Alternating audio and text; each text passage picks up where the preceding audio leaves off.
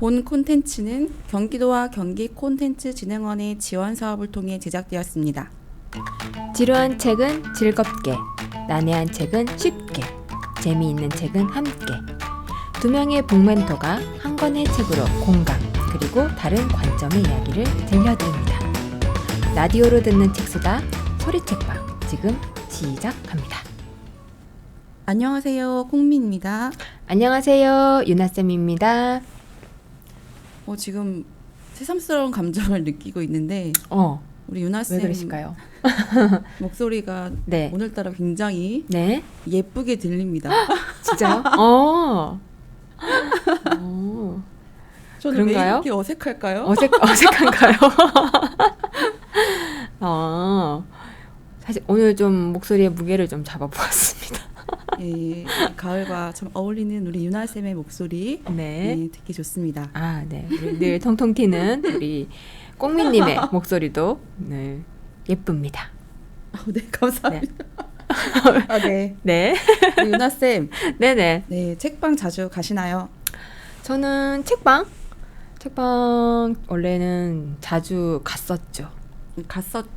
네, 과거형으로. 네, 대답을 과거형으로밖에 네. 말씀을 지금 드릴 수가 없는 요즘이라서 네. 예전에는 자주 갔었는데 요즘에는 좀 자주 가지 못하고 있습니다.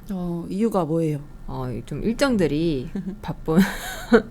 바빠서 자주는 못 가는데 근데 사실 가기는 갑니다. 가기는 가는데 제가 가는 기준이 가서 좀 들려서 책도 좀 보고 시간적 여유를 즐기고 와야 책방을 다녀왔다 이런 느낌이 드는데 요즘에는 그 책방에서 희망도서 대출만 하고 받아서 네. 바로 오다 보니까 솔직히 그렇게 치면 한 달에 한두 번은 가는 건데 그 공간과 또 책을 읽는 시간을 누리지 못하고 와서 책방을 진짜 갔다 오기만 해가지고 많이 못 간 그런 느낌이 드네요. 네네. 네. 우리 꽁미님은 요즘 어떠신가요? 자주 가시나요? 저도 사실 책방 너무 좋아하는데 네. 되게 동네 책방 너무 사랑하는 사람인데 네. 우리 유나쌤과 마찬가지로 책방 문화를 오롯이 느끼지 못하고 필요한 책만 네. 주문을 하고 찾아오기 급급한 그런 일상을 보내고 있죠. 너무 안타깝습니다. 네. 그럼에도 불구하고 늘 책을 놓치고 살고 싶진 않아서 네. 이렇게 또 소리 책방을 위해서 네. 책을 늘 가까이 두고는 합니다. 그쵸. 안 읽으면서 네. 가방에 늘 무겁게 들고 다닌답니다. 뭔가 책이 가방에 있어야지 네. 심적 안정감이 오고 언제든 빈 시간에 나는 읽어보겠다라는 의지를 담아서 늘 가방 속에 책을 넣고 다니죠. 네. 그렇죠. 저희는 늘 콘텐츠를 만들어야 하니까요. 네. 네네. 이번 방송과 다음 방송 총 2회에 걸쳐서 동네 책방 이야기를 좀 해보려고 하는데요. 저희 콘텐츠 이름도 소리 책방인 만큼 책방 이야기를 안 할 수가 없겠더라고요. 네. 그래서 이번에 소개해드릴 책방은 의미를 만드는 책방이라고 해서 편하게 책을 즐기다 갈 수 있는 공간이라고 알려진 메탄동 법원 사거리 인근에 있는 그런 의미에서를 소개해드리려고 합니다. 네. 이름이 특이하면서도 기억하기 쉽겠어요. 그런 의미에서 좀 더 소개해 주시겠어요? 네, 그런 의미에서는 기존에 이미 운영 중이었던 책방을 이현우 씨가 이어받아 2021년 2월부터 새롭게 문을 열었다고 합니다. 그래서 책방 이름 뒤에 시즌2를 붙이기도 한다고 하는데요.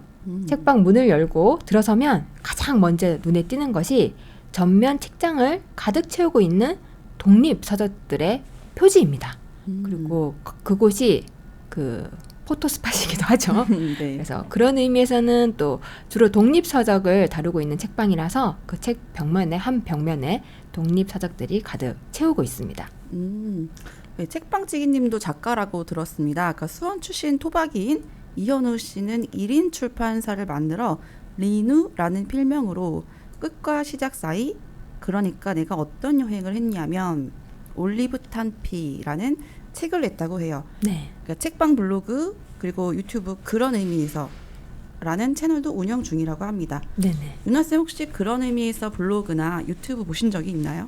네, 본 적이 있는데요. 사실 이 리누 작가가 이제 이현우 씨, 리누 작가가 그런 의미에서 책방을 운영하기 전에 네. 유튜브로 본 적이 있거든요. 이미 보셨군요. 네, 이제 그걸 하기 전에 이제 책에 대한 이야기를 하는 유튜브를 찾아보다가 우연히 저희 검색에 걸려서 보고 책방을 갔는데 뭔가 되게 눈에 익숙한 사람이 제 눈앞에 서 있는 거예요. 하다 보니까 그 사람이 동일 인물이었던 네. 그런 재미있는 에피소드도 있고 이제 또 리누 작가가 책방을 운영하면서 또 만든 유튜브도 본 적이 있습니다. 네, 신기한 인연이군요. 네. 그 너무 딱딱하게 신기한 인연이군요. 갑자기 AI가 된 듯. 저도 모르게 그만. 네. 리누 작가가 터키로 교환학생 과정을 갔었는데 그 교환학생 과정을 다 마친 후에 우연히 떠난 산티아고 순례길 그 끝자락에서 지금의 책방을 열기까지의 시간은 그렇게 오래 걸리지 않았다고 합니다. 네. 그러니까 책방을 직접 운영하기 시작했을 때 나이가 27. 젊죠. 네. 27이었다고 들었는데요. 네네. 27이라는 젊은 나이에 시작을 하면 3년을 하고 망해도 30살이라고 말을 하면서 해맑게 웃던 그런 기억이 나네요. 저도 그 말을 들었는데 네. 부러웠습니다. 그러니까 또 올해가 2023년이니까 벌써 책방 운영이 2년을 훌쩍 넘어가고 있어요. 네. 그래서 그런 의미에서는 다양한 프로그램을 또 기획하고 진행하면서 동네 책방이라는 역할을 톡톡히 잘 하고 있는데요. 혹시 참여해 보셨거나 혹시 기억에 남는 프로그램이 우리 꽁미님은 있을까요? 네, 책방에서 진행하는 북토크에는 종종 참여했었는데 그리고 구독 서비스를 했던 적이 있었어요. 네. 그 사색이라고 해서 독립책방 4곳 그런 의미에서 5평, 3월, 30책방이라는 네. 곳에서 그 연합을 했는데 그 서점 주인들이 책을 골라주고 배달을 해주던 게 있었어요. 그러니까 현재는 진행하지 않고 있고 그리고 앞서 말한 독립책방들이랑 연계를 해서 수원에서 북페어를 열기도 했었는데 네. 리누 작가가 관광 이벤트학과 출신이거든요. 네. 그래서 그 학과 출신답게 행사를 기획하는 능력이 참 탁월한 것 같더라고요. 네, 맞아요. 그리고 책을 쓰는 프로그램도 꾸준히 기획하고 있더라고요. 네. 책방을 운영하기도 하지만 리누 작가도 본인이 책을 쓰는 사람이기도 하고 네. 또 1인 출판업도 겸하고 있습니다. 그래서 2021년 수원문화재단의 우리 동네 힐링 커뮤니티 취향 존중 프로젝트 지원 사업에 선정되어 시작한 와글와글이 올해로 벌써 3번째 책으로 이어지고 있습니다. 네. 와글 이름이 네. 재미있는데 네네. 수원문화재단 사업으로 시작된 게 지금은 그런 의미에서 책방 고유의 사업으로 3번째 이야기가 저희도 지금 똑똑 수원에 함께하고 있는 경기콘텐츠진흥원 네네. 글쓰기 창작소 사업의 지원을 받아 제작됐다고 해요. 네. 그러니까 와글와글의 뜻이 뭔가요? 와글와글은 이제 이야기를 나누고 함께 글을 쓰는 모임이라고 합니다. 네. 와글와글 이야기는 같은 주제를 가지고 서로 다른 글을 쓰는 것에서 재미를 찾는다고 하는데요. 기존 와글와글 프로젝트에서는 기획자가 정해둔 주제를 가지고 작가들이 그 중에 하나를 골라서 선택해서 글을 썼지만 이번에는 조금 더 색다르게 진행을 했다고 해요. 네, 기존 와글와글에는 저도 참여했던 적이 있어서 방식을 아는데요. 네. 리누 작가가 이렇게 키워드를 주면 참여자들이 골라서 글을 썼었어요. 맞아요. 예. 근데 이번 3번째 와글와글은 달랐나 봅니다.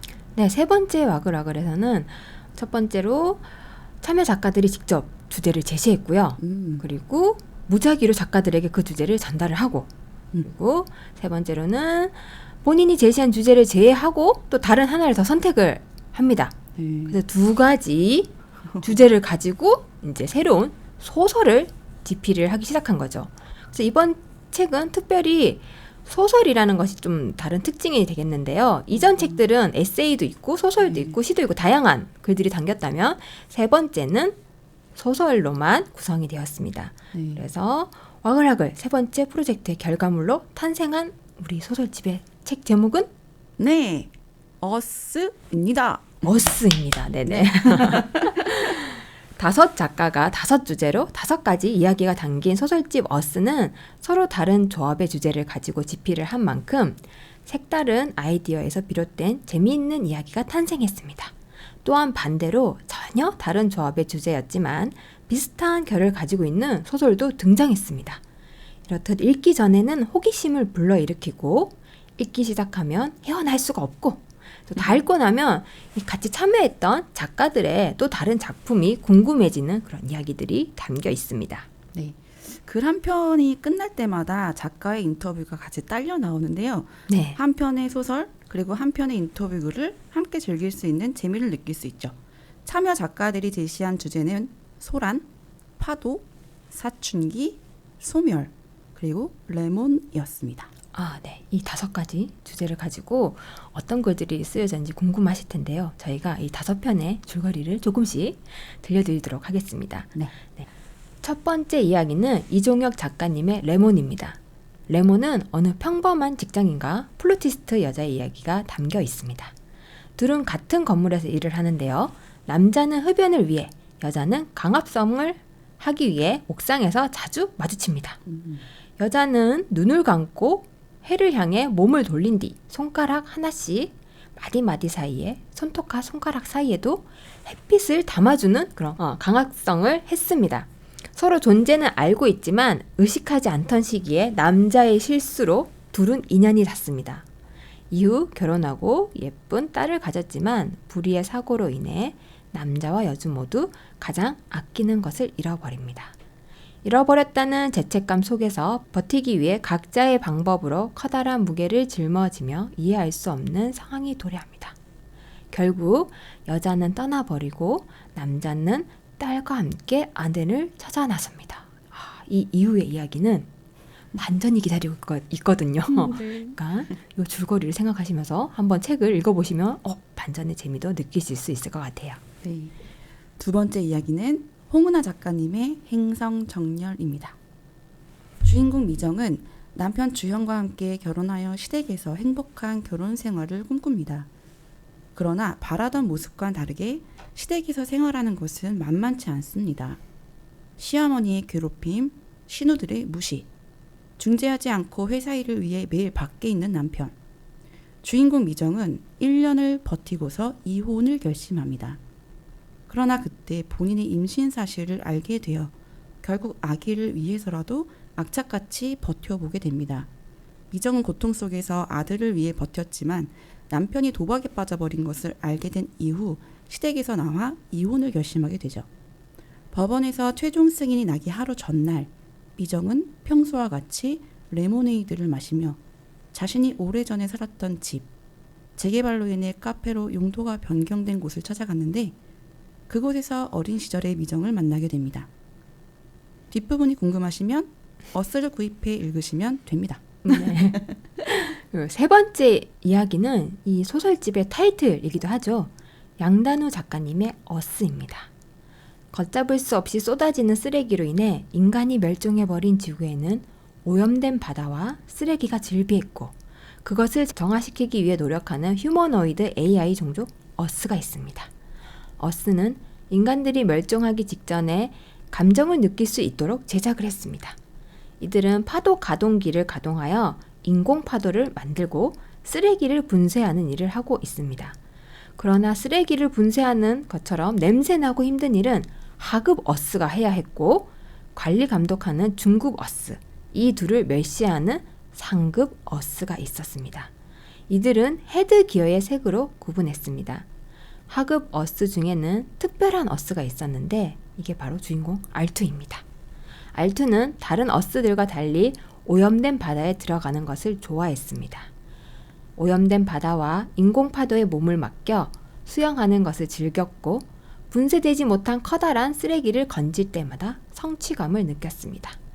그러던 어느 날 알투는 파도 가공기 주변을 청소하기 위해 바닷속으로 들어갔는데 파도 가동기 부품 사이에 단단한 것이 박혀 있어 꺼내어 육지로 올라가는데 그 안에는 오래전 멸종된 것으로 알려진 인간이 살아있는 상태로 잠들어 있었습니다.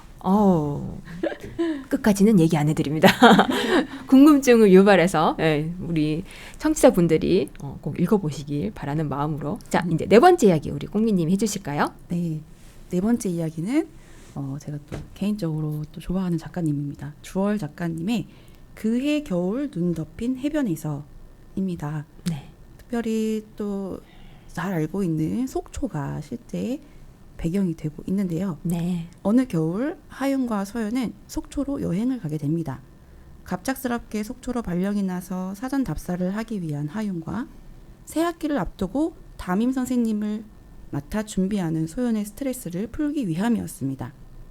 그러나 하윤에게는 속초에서 있었던 자신 내면 깊숙하게 박혀있던 이야기를 약혼자 소연에게 들려주기 위해 갑작스러운 여행을 기획하였습니다.